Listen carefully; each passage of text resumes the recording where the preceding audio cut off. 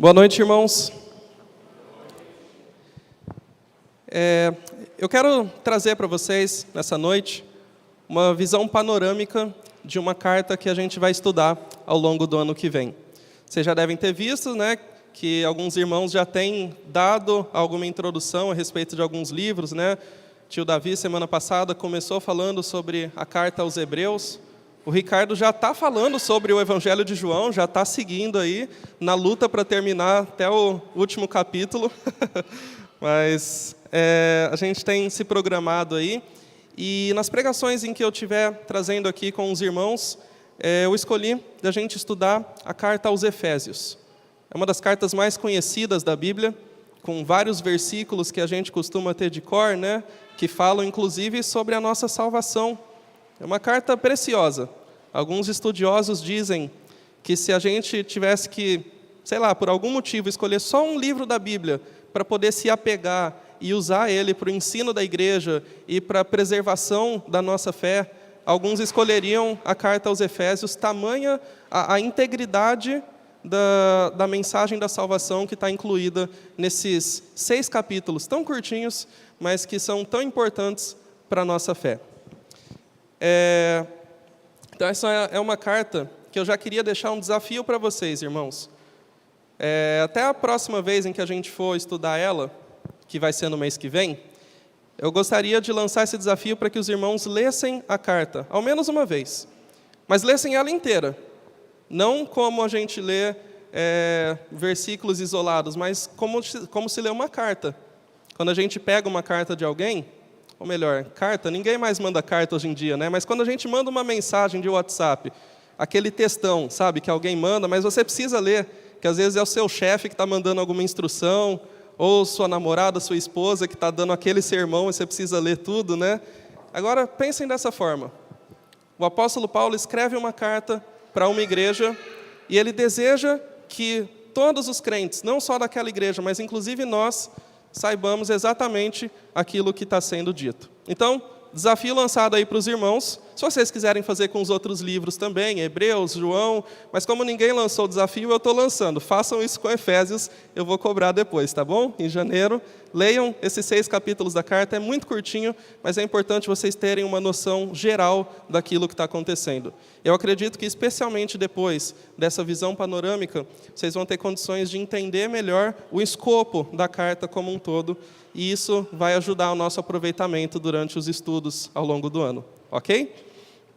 Então, começando aí a nossa visão panorâmica, vocês estão vendo que tem bastante coisa aqui explicada, a gente vai dar uma olhada bem aprofundada em cada um desses tópicos, né? Para a gente entender exatamente quais são os pontos principais da carta aos Efésios. Bom, vocês tinham visto aqui no título, né?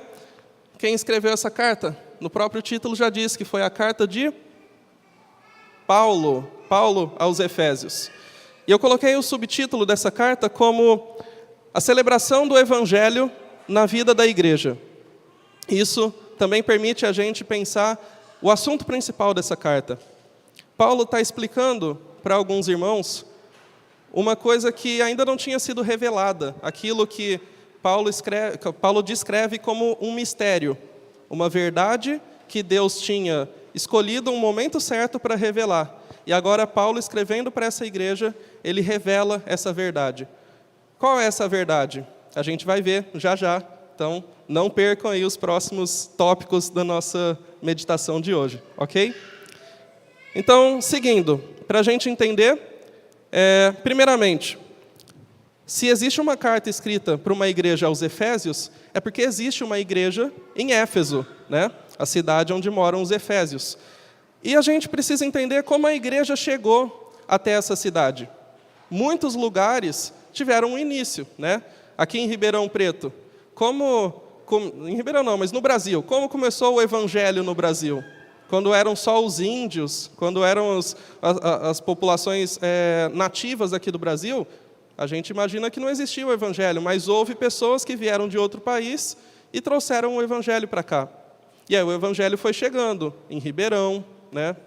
E a gente conhece parcialmente a história do Evangelho na nossa cidade, né? A gente conhece, talvez, das igrejas protestantes, das igrejas do nosso meio, o movimento dos irmãos. Mas, graças a Deus, a Bíblia deixou um registro bem detalhado sobre o Evangelho chegando em várias cidades na região ali, né? De Jerusalém, Samaria, toda a Judéia e até os confins da terra. Pelo menos parte dos confins da terra a gente vê a Bíblia descrevendo. Então, como o Evangelho chegou até a cidade de Éfeso? Bom, primeiramente, vocês vão ver aqui uma linha do tempo, mas uma linha do tempo que está sendo descrita baseada no livro de Atos. Então, em alguns capítulos do livro de Atos, a gente consegue ver certos fatos importantes acontecendo.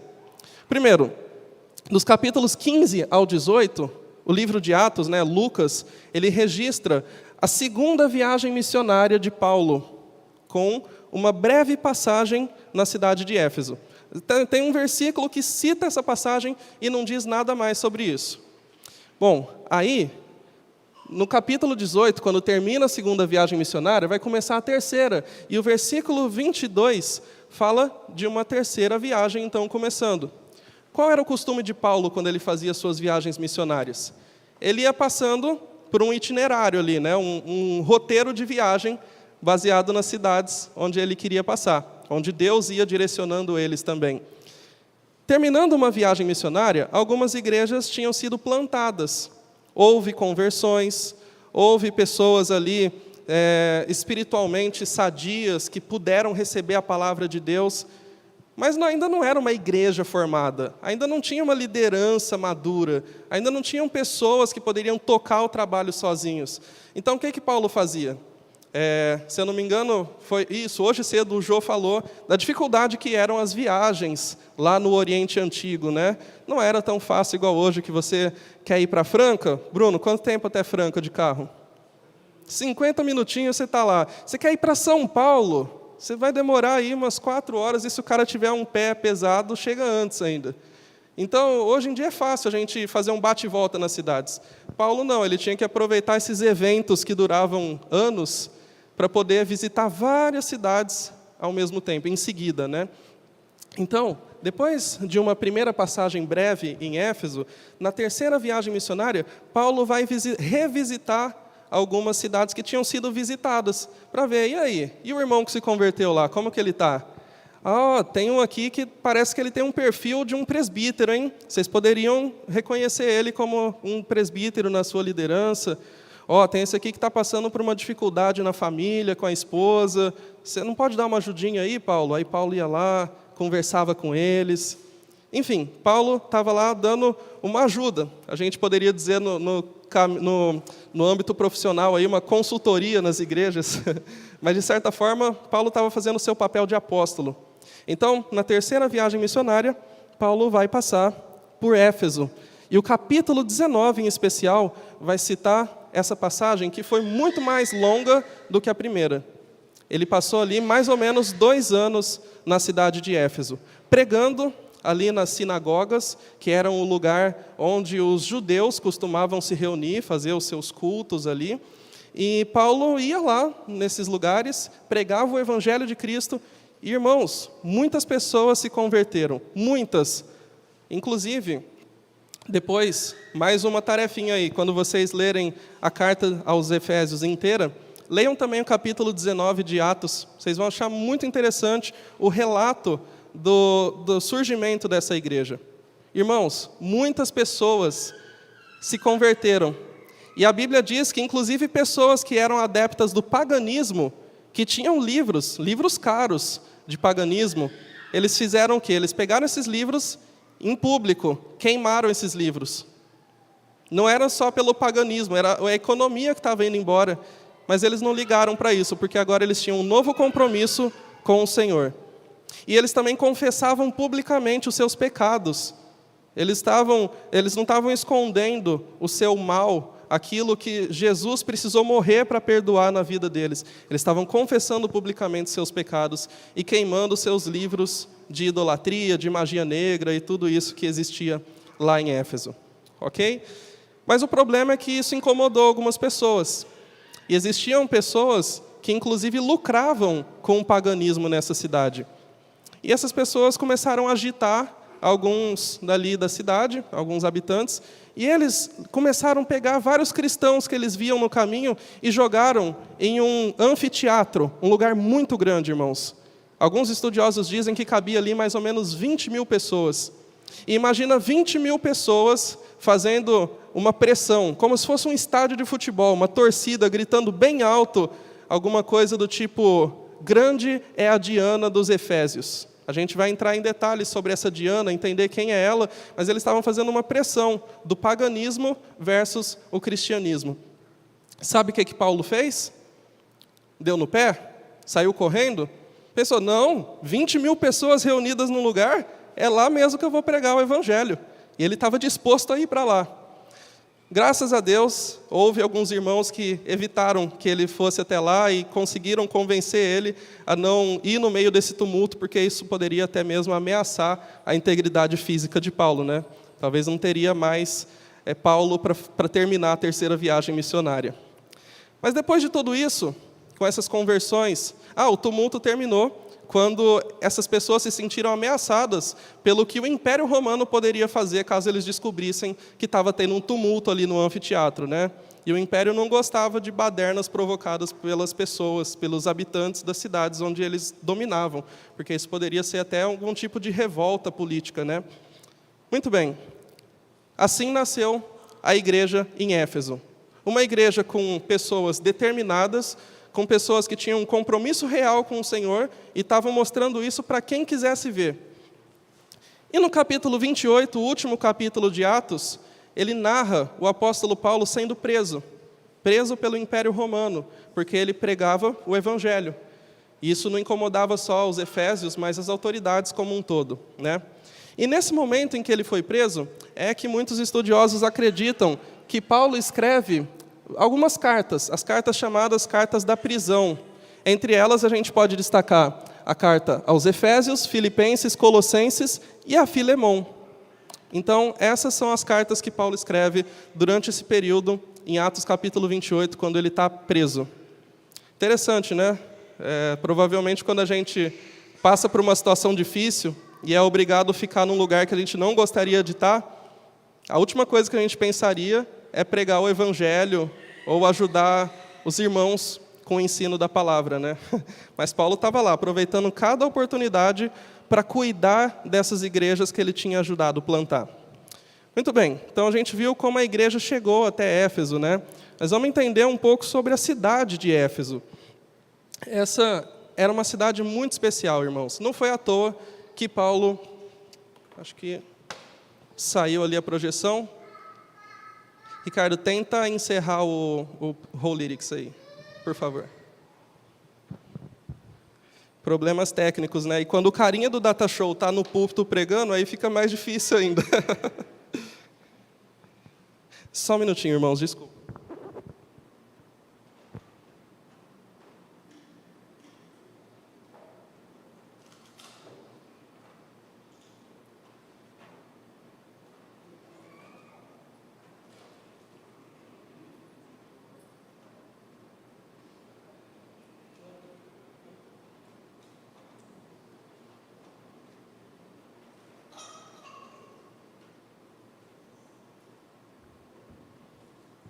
Isso aí, muito bem. Ainda bem que a gente tem o segundo carinha do PowerPoint. Ricardo, brigadão, viu?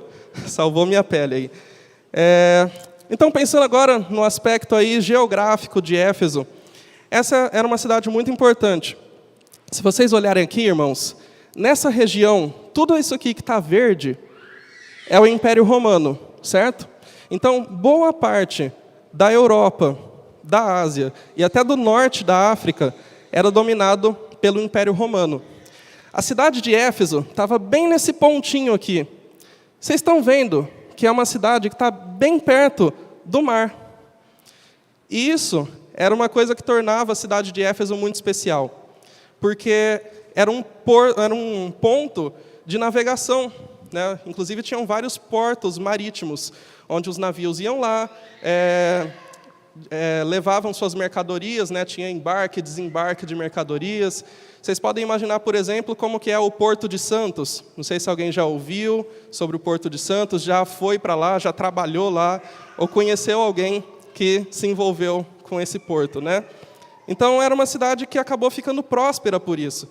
Inclusive, era conhecida como uma das cidades, se não a cidade mais desenvolvida do Império, do Império Romano, nessa região aqui, que é conhecida como a província da Ásia Menor, certo? Não é o continente inteiro da África, mas a Ásia Menor. Éfeso era a cidade mais importante dessa província da Ásia Menor. Tinha mais ou menos ali uns 300 mil habitantes. Isso, nos nossos dias, não parece ser muita coisa, né? Só Ribeirão já está beirando 1 milhão. Mas, naquela época, 300 mil era uma baita de uma metrópole, irmãos. E, além disso, era uma cidade que tinha ali muito relacionamento com religiões pagãs. Se vocês pensarem naquela época, qual que era a cultura dominante? Era a cultura greco-romana. Tanto da cultura da Grécia, quanto a cultura de Roma. Então, lá em Éfeso, era mais ou menos um antro religioso que envolvia tudo que era cultura grega e romana ao mesmo tempo, inclusive os deuses pagãos da Grécia e de Roma. E isso fazia com que existisse também muitos problemas relacionados à imoralidade. Não só por causa das religiões que incentivavam esse tipo de prática nos seus próprios templos, como também daqueles portos que eu falei para vocês. Alguns historiadores falam que nos portos de Éfeso existiam algumas plaquinhas, talvez algumas pessoas que fazem pesquisas, arqueólogos, estava tentando lembrar a palavra, talvez alguns arqueólogos tenham feito isso, tenham encontrado alguma indicação disso, mas tinha algumas plaquinhas que indicavam ali, como se fossem setinhas, para chegar até os bordéis da cidade. Então, provavelmente, o pessoal que chegava ali com os navios para desembarcar mercadorias, o ponto preferido deles, o primeiro lugar que eles iam, eram para os bordéis. Éfeso era uma cidade mergulhada pela imoralidade e pelo paganismo. E como eu já mencionei, Paulo não media esforços para pregar o Evangelho. E quando ele enxergava uma oposição desse tamanho, na verdade, ele enxergava uma oportunidade. O tamanho da oposição ao Evangelho era o tamanho da oportunidade. Então, uma metrópole como essa, cheia de oposição ao Evangelho, era um ponto estratégico para evangelismo. Era um dos lugares com um perfil preferido onde Paulo gostaria de pregar o Evangelho. E, graças a Deus, surgiu uma igreja lá. Mas era uma igreja nova, irmãos. Era uma igreja que passaria por dificuldades por causa dessa resistência que existia, dessa oposição. Inclusive, eu já mencionei um pouco do paganismo de lá. Se a gente olhar aqui, vocês vão ver duas versões da mesma deusa. Como eu disse, existe uma influência muito grande da cultura greco-romana. Existia uma deusa na mitologia grega que chama Ártemis, era a deusa da caça e da lua. Essa deusa aqui, vocês já devem ter visto em livros de história, até mesmo livros de ficção, ou até jogos de videogame, né? Hoje em dia aparece em muito lugar a mitologia da Grécia. E também existia a versão grega dessa deusa, que era a Diana, a deusa da fertilidade. E, irmãos, provavelmente a adaptação romana dessa deusa tornou as coisas um pouco mais obscenas. Se vocês virem aqui na estátua, ainda bem que as crianças já desceram, mas é uma estátua aqui que está cheia de figuras que representam seios. E aqui vários animais, como se fossem bezerros ou cordeiros, que eram animais ligados à fertilidade. Vocês podem imaginar como que era o culto dos fiéis a Diana, né? Já que ela era a deusa da fertilidade, eu não preciso dizer que tipo de coisa que eles faziam nesse templo dedicado a Diana. Inclusive, esse templo, que tem a foto aqui, vocês podem ver, parece aquela réplica da Universal, né, do Templo de Salomão, mas não é o templo de Diana. Estou com medo até de levar bloco no vídeo. Brincadeira. Então, esse templo aqui, ele é muito conhecido, e ele é considerado até uma das 7 maravilhas do mundo antigo. Conhece lá as 7 maravilhas, né? Tinham várias aí, agora tem as 7 maravilhas novas, que o Cristo Redentor é uma delas. No mundo antigo, esse templo de Diana ou de Ártemis era uma das 7 maravilhas do mundo e estava ali na cidade de Éfeso. Isso tornava a cidade mais especial ainda, irmãos. E não preciso dizer também que era um orgulho da cidade, era um patrimônio. E qualquer coisa que se falasse contra a veneração a Ártemis ou Diana era considerado uma blasfêmia ali em Éfeso. Muito bem. O apóstolo Paulo,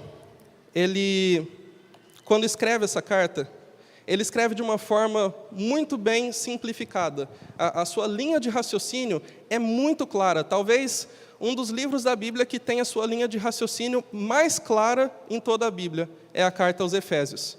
Graças a Deus, Paulo tinha uma lógica na hora de escrever muito objetiva, muito simples, muito organizada. Não é igual a gente quando escreve uma mensagem no WhatsApp, e escreve um pouquinho, depois esquece o que ia falar e fala de novo, depois manda um áudio, e aí vira um fuá para quem for tentar ler tudo depois, né?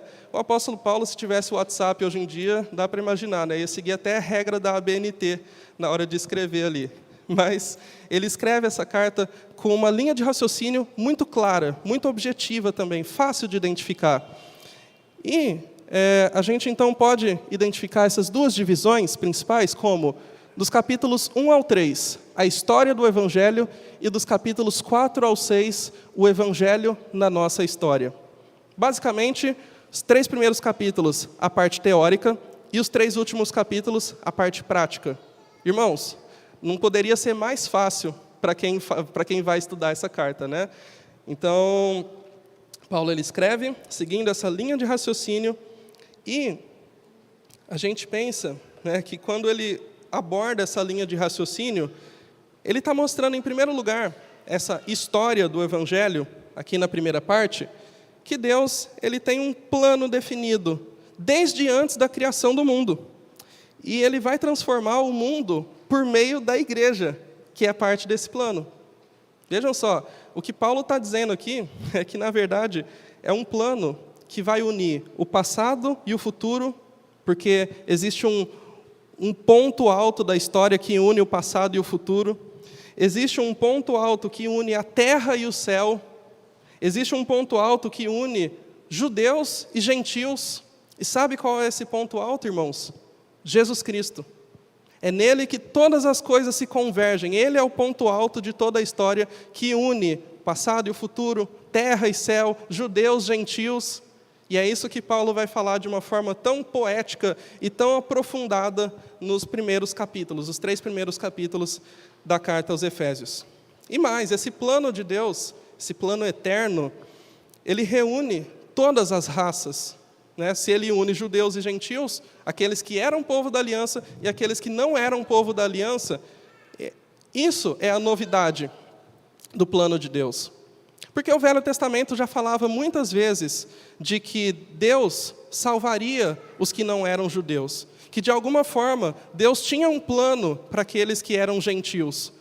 Mas o que ninguém sabia, irmãos, e essa é a novidade da carta aos Efésios, é que os gentios seriam salvos participando do mesmo povo da aliança.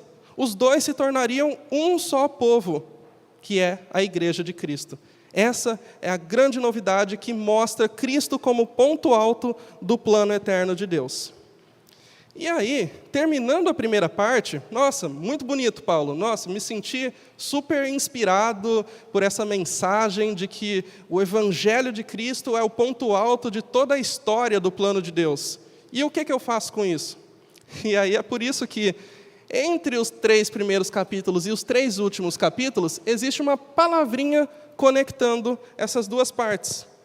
Se a gente olhar lá no capítulo 4, não são todas as versões que vão ter essa palavra, mas vocês vão ver logo no primeiro versículo. Alguém lê para a gente, por favor?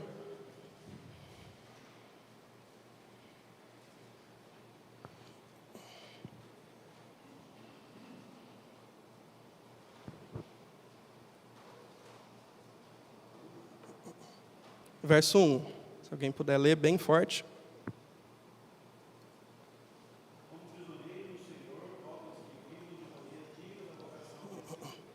Muito bem. Nessa versão a palavrinha não aparece, mas a ideia está implícita.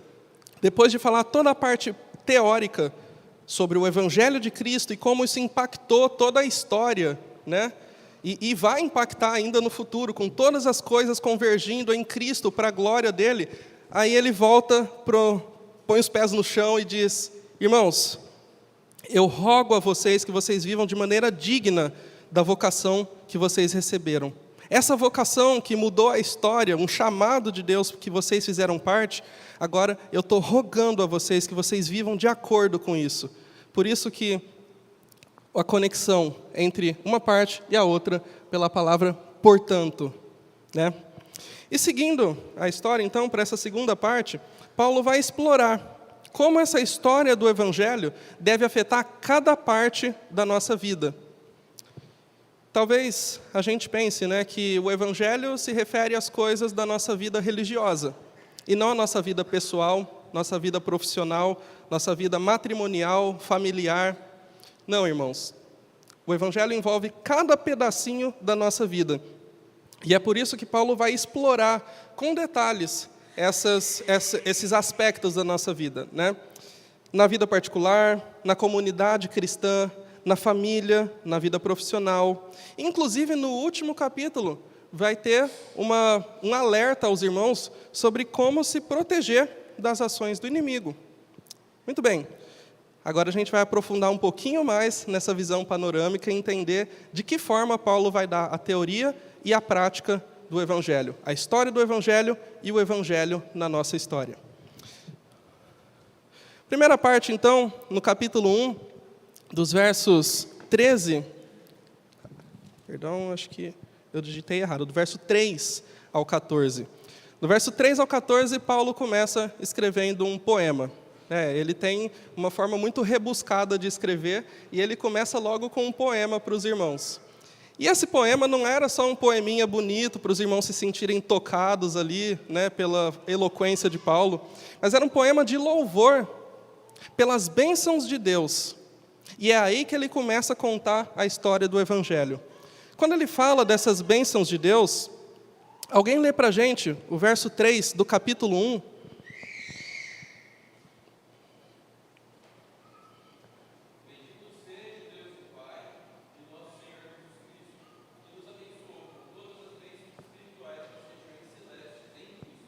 Isso aí, muito obrigado. Verso 3, Paulo começa esse poema, então, bendizendo a Deus, louvando a Deus, porque esse Deus fez o quê? Nos abençoou. Nos abençoou como? Com todas as bênçãos espirituais nas regiões celestiais em Cristo. E essas bênçãos, elas começam a ser detalhadas depois. A gente ainda vai estudar esses trechos com mais calma, mas se vocês quiserem dar uma lida, né, atendendo ao desafio aí que eu fiz para vocês, vocês vão ver que essas bênçãos se referem a tudo aquilo que aconteceu por meio de Cristo em nós. Quais são as consequências da salvação no aspecto espiritual, diante de Deus? O que mudou entre Deus e nós? E aí, Paulo vai desenvolver essa ideia pensando numa promessa que tinha sido feita lá atrás. Em Gênesis capítulo 12, Paulo chama um homem, Abraão, e para esse homem ele faz uma promessa. Ele fala: olha, Abraão, eu vou fazer de você uma nação muito numerosa. E a partir de você, ou em ti, serão benditas todas as famílias da terra. Então, a família da aliança, que era a família de Abraão, ela, por meio de Cristo, ela foi expandida. E houve várias outras pessoas que começaram a fazer parte dessa família. Pessoas que não eram da descendência de Abraão, a descendência física de Abraão, sangue do sangue de Abraão, mas se tornaram da família espiritual de Abraão. Então, vocês estão vendo aqui um grupinho de azul e um grupinho de vermelho, e todos fazem parte da mesma família. Essa é a ideia que Paulo vai desenvolver ao longo da sua carta.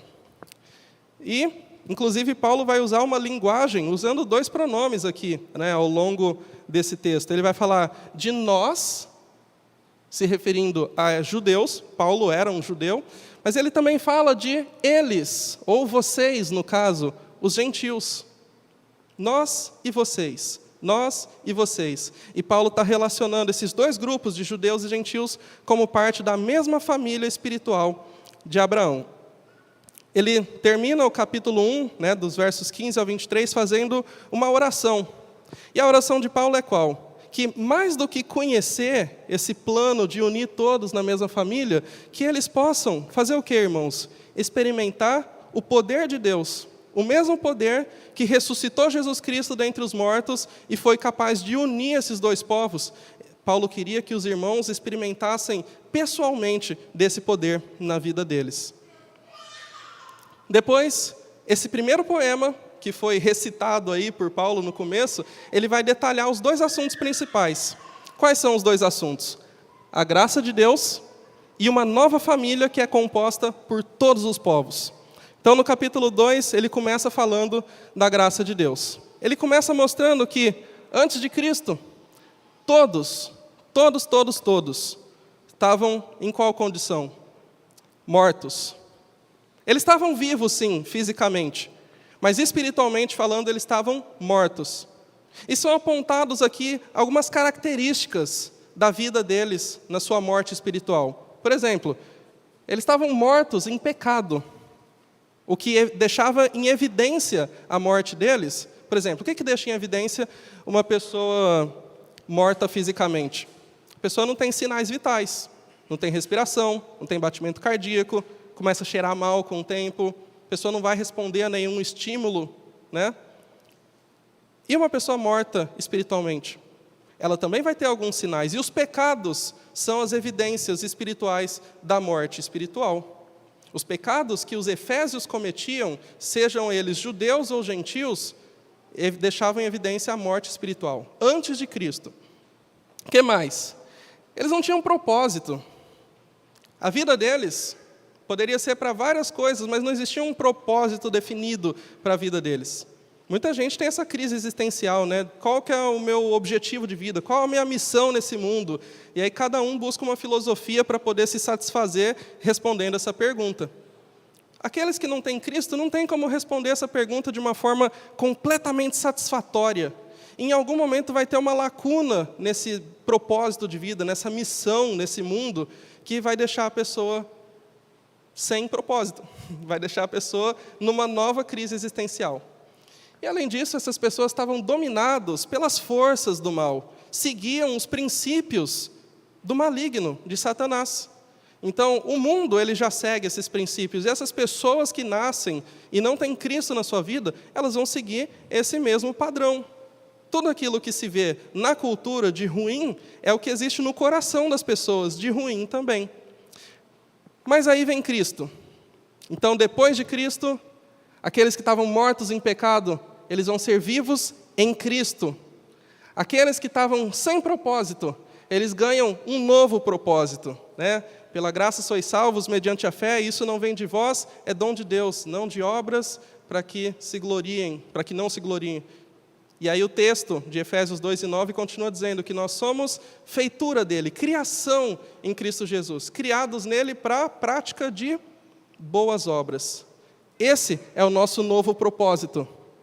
E aqueles que estavam dominados pelo mal, agora eles são salvos pela graça. Esse é o perfil, esse é o contraste que existe entre o antes de Cristo e depois de Cristo para todas as pessoas, para judeus, para gentios, e isso é a graça de Deus sendo detalhada no capítulo 2. Mas depois, na segunda metade do capítulo 2, Paulo ele se dirige especialmente para os gentios, e ele vai falar que eles fazem parte agora de uma nova família. Mas como isso aconteceu? Antigamente, no Velho Testamento, existia esse grupo de pessoas, os judeus, aqueles que eram da família da aliança de Deus. E eles eram um grupo muito privilegiado, em que, inclusive, pelas próprias leis, os próprios mandamentos que os judeus tinham, isso separava eles dos outros povos. Os outros povos eram proibidos de entrar no templo, eles eram proibidos de cultuar a Deus. As únicas condições para que os gentios, os não-judeus, pudessem participar do culto a Deus e da vida religiosa com o Deus de Israel, era se eles se convertessem ao judaísmo. Mas, via de regra, não existia espaço para eles. Existia uma grande barreira separando judeus e gentios. Mas aí veio Cristo.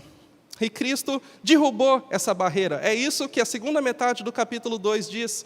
Cristo derruba essa barreira e conecta esses dois grupos e torna dos dois um só povo, um só homem, como é a linguagem que Paulo fala. E agora eles são capazes de viver em paz. Terminando o capítulo 2, no capítulo 3, Paulo ele fala sobre o seu papel como aquele que é um mensageiro enviado por Deus para os gentios. Paulo tinha uma missão especial e ele se sente muito realizado por poder pregar essa mensagem para os gentios, por ter sido a pessoa escolhida por Deus para falar para os gentios: gentios, vocês têm passe livre no meio do povo de Deus. Não existe mais barreira que separa vocês do povo antigo, do povo da antiga aliança. Não existe mais. E ele fala, então, sobre esse papel que ele recebeu de Deus, e ele termina com mais uma oração. E nessa oração, terminando a primeira parte da carta, ele deseja que os irmãos eles sejam fortalecidos pelo Espírito de Deus, mais uma vez envolvendo o poder do Espírito na sua oração. E eles sejam fortalecidos para quê? Para entender o amor de Cristo pelo seu povo. E aí permanece aquela pergunta: ok, mas o que mais que eu preciso entender sobre o amor de Cristo? Eu já entendi que Ele veio aqui, que Ele morreu por mim, e que agora eu sou salvo, e eu vou para o céu, e não mais para o inferno. Isso não é o bastante? Será que Paulo não está exagerando na sua oração? Olha, que os irmãos consigam entender. Será que precisa entender mais alguma coisa? Precisa. E é por isso que existe a segunda parte. E essa segunda parte vai aplicar diretamente na prática da vida da igreja o Evangelho de Cristo. Ok, vamos lá. Acho que vocês estavam esperando por essa parte, né? O que eu tenho a ver com isso? Primeiramente, o capítulo 4 começa mostrando a unidade do corpo de Cristo. Não foi isso que ele desenvolveu nos 3 primeiros capítulos? Judeus e gentios são agora um só povo. Pessoas de todas as tribos, línguas e nações fazem parte da igreja de Cristo. E agora ele vai dizer que isso acontece não só em ser um só povo, mas ele vai citar vários elementos nos quais eles são nos quais eles são uma unidade, eles têm uma comunhão, algo em comum. Por exemplo, eles são um só corpo, um só Espírito, uma só esperança, um só Senhor, uma só fé, um só batismo, um só Deus e Pai. Isso vocês vão ver lá no capítulo 4. Mas a gente precisa lembrar que unidade não é a mesma coisa que uniformidade. Os membros da igreja de Cristo, os irmãos, sejam numa igreja local, seja na igreja como um todo, nós não somos robôs. A gente não se converteu para ficar todo mundo andando igualzinho e falando a mesma coisa, assim, sem parar. Existe diversidade na igreja de Cristo. E isso, irmãos, isso é lindo, porque isso reflete algo que é um atributo do próprio Deus. Sim, Deus é um Deus em que existe diversidade na sua unidade. Ele é composto, ele coexiste em 3 pessoas diferentes, Pai, Filho e o Espírito Santo. Até na sua própria unidade como um ser, existe diversidade. E ele cria tudo na criação com diversidade. Os animais, os climas, as vegetações, tudo, em tudo, a impressão digital de Deus na criação, existe diversidade. E não seria diferente nessa criação mais importante de todas, que é a igreja de Cristo. Existe diversidade. Então, logo depois de falar que existe um só de tudo isso aqui, agora Paulo vai falar que, apesar da unidade, existe diversidade dentro do corpo de Cristo.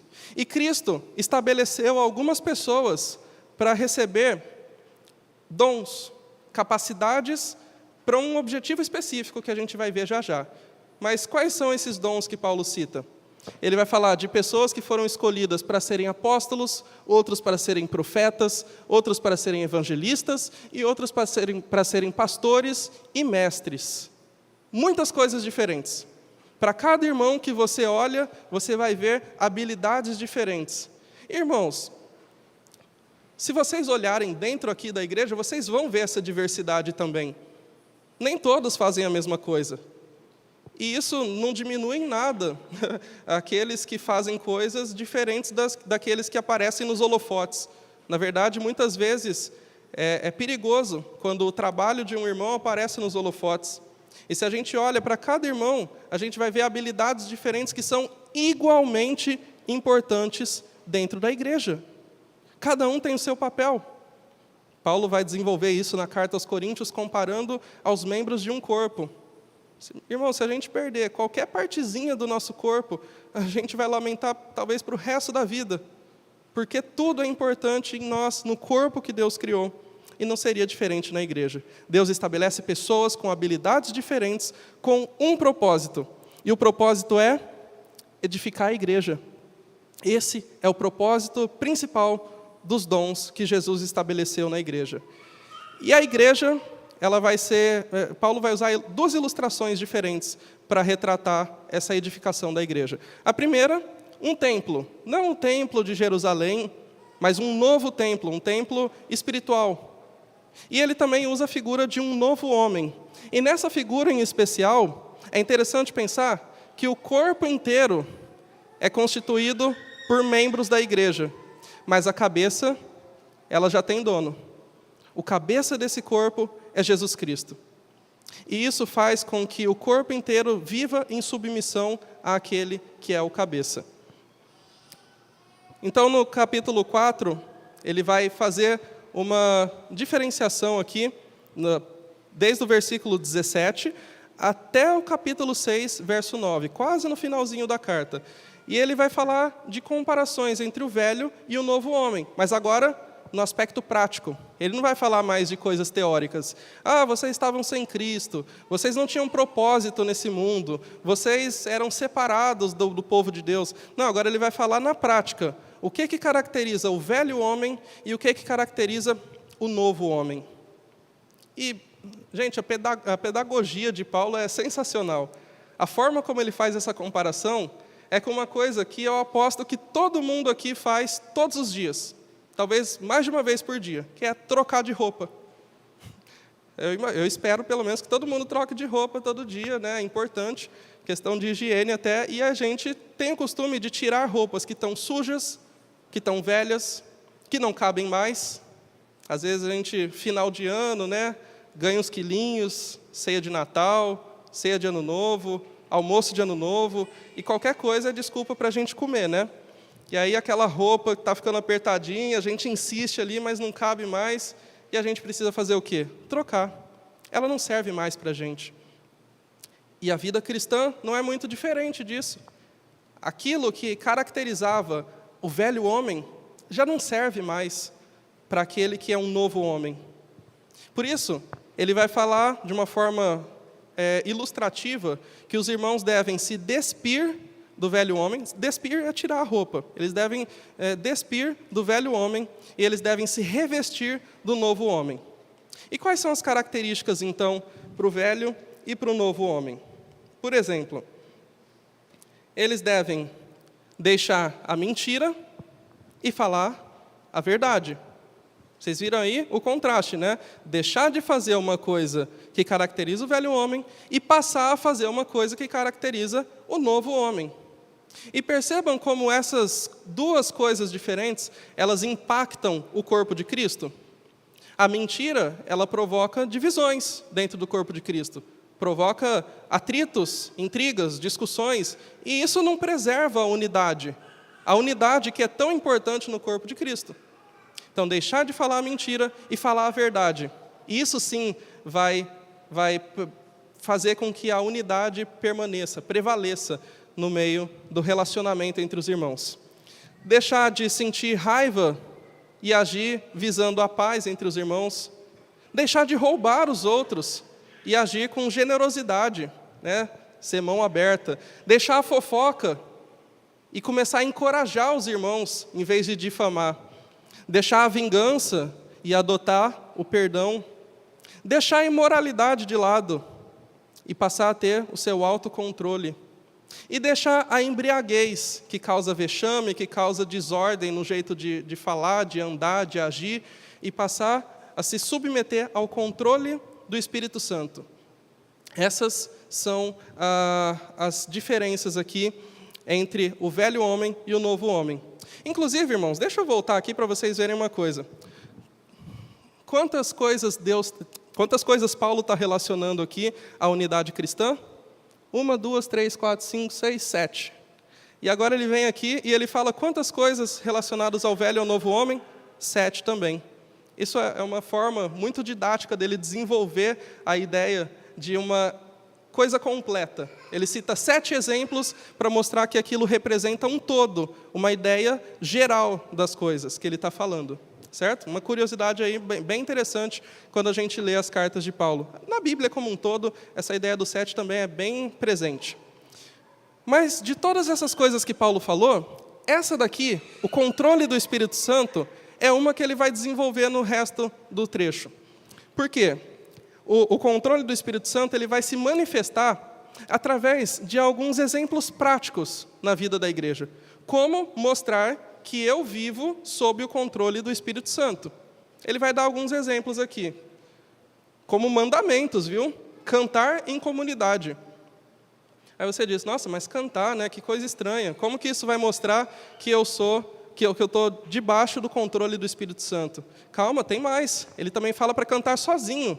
Isso é outra forma de mostrar que está debaixo do controle do Espírito Santo. Na verdade, a gente poderia fazer um estudo inteiro só sobre a música, sobre o louvor e sobre a prática da música na igreja, e por que a igreja deve cantar, né? Inclusive, acho que ano passado a gente fez uma meditação baseada nisso e a gente viu a música ao longo de toda a história da redenção, na Bíblia inteira, né? Então a música ela faz parte da vida em comunidade e da vida devocional com Deus. Depois, outra coisa que manifesta que a pessoa está debaixo do controle do Espírito é a gratidão por todas as coisas. E, por fim, a submissão aos irmãos. Submissão aos irmãos. Considerar o meu irmão mais importante do que eu. Me colocar debaixo de outro irmão e colocar o irmão acima de mim. Isso é uma característica de uma pessoa que é controlada pelo Espírito Santo. E esse último ponto, vocês viram aqui que Paulo está desenvolvendo um tópico, depois um subtópico, depois um subtópico, né? Ele pegou aqui o controle do Espírito, desenvolveu isso. Agora ele vai pegar esse quarto ponto e vai desenvolver mais coisas depois. Ele vai mostrar como essa submissão aos irmãos se aplica em questões de relacionamentos na vida de um crente. Por exemplo, relacionamento de marido e esposa. O marido, ele vai demonstrar submissão à sua irmã, que no caso é a sua esposa, como? Com um amor sacrificial. Ele vai viver de uma forma que ele priorize o bem-estar da sua esposa e esteja disposto até mesmo a dar a sua vida em proteção a ela.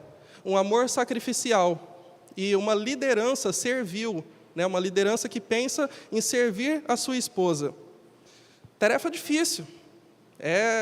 De todos os exemplos que Paulo está dando aqui, aquele que diria, o que eu tenho a ver com a história do Evangelho, agora as coisas começam a ficar bem mais práticas, né? E tocam talvez até na ferida de alguns irmãos em Éfeso e de alguns aqui em Ribeirão também, por que não? Mas a esposa não fica por baixo nisso tudo, ela tem uma responsabilidade de ter a sua submissão voluntária. Então ela vai ser chamada por Deus para respeitar o seu marido e para permitir que o marido seja responsável por ela. Ele seja aquele que seja responsável por ela. Então, irmãos, esse é o exemplo do casamento. E nesse exemplo, Paulo diz que o casal, dentro de um matrimônio, não está fazendo nada mais do que recontar a história do Evangelho. Essa mesma história que ele contou nos 3 primeiros capítulos, ela está sendo recontada por um casal que cumpre os seus papéis dentro do lar. Mas não só o casamento, irmãos. Normalmente a gente sempre pensa no casamento como uma figura entre a relação de Cristo e a igreja. Mas os próximos exemplos aqui, os pais e filhos, os patrões e os empregados, também está relacionado a uma relação de submissão. Um se submeter ao outro, respeitar voluntariamente ao outro. E, de certa forma, todos esses graus de relacionamento, eles vão recontar a história do Evangelho, na prática. Viram só? Como a gente pode pregar o Evangelho, viver o Evangelho através da nossa vida particular. Simples. Seja um bom marido, seja uma boa esposa, seja um bom patrão, seja um bom empregado, seja um bom pai, seja um bom filho, e a gente poderia extrapolar para seja um bom aluno, seja um bom professor. Enfim, vivendo a nossa vida da maneira que Deus nos chamou para viver. Assim a gente vive a história do Evangelho na nossa vida. E terminando, no finalzinho dessa carta, Paulo vai alertar os irmãos, então, para o perigo do mal espiritual. Sim, o perigo não está só nos nossos corações. O perigo não está só nas intrigas dentro da igreja, mas existe, assim como as bênçãos, elas são espirituais, nas regiões celestiais em Cristo, os males, eles também podem vir no aspecto espiritual. Afinal de contas, o nosso inimigo, Satanás, aquele que a gente cantou, né, que não pode frustrar os planos de Cristo, não pode afundar um barco no qual ele está, né, o gênio do mal. A gente viu a ira dos homens, mas agora a gente vê também o gênio do mal agindo.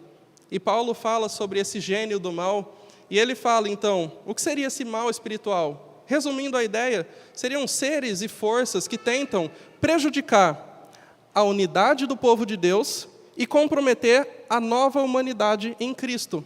É frustrar tudo aquilo que Paulo passou a carta desenvolvendo que os irmãos tinham que priorizar.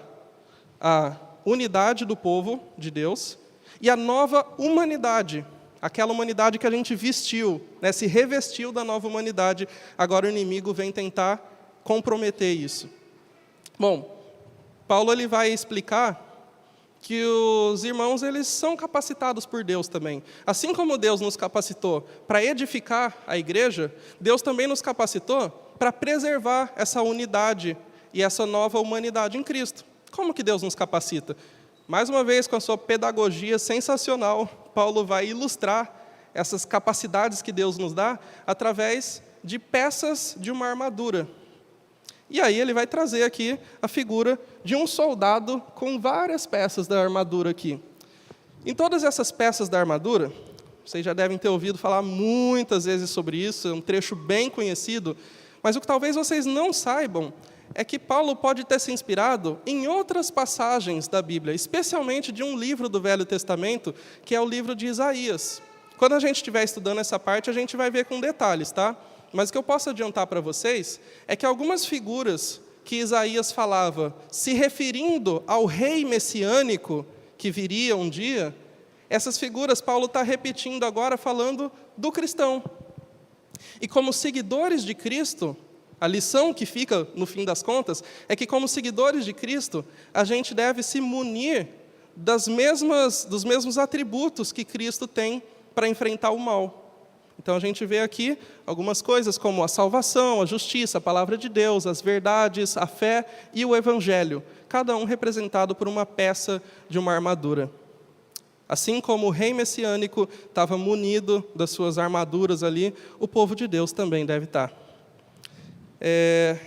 Então, irmãos, a gente conclui essa parte, né, essa visão panorâmica da carta aos Efésios, em todos esses pontos aqui, mostrando que nessa carta Paulo faz um resumo da história do Evangelho e como ele deve reformular cada parte da nossa vida.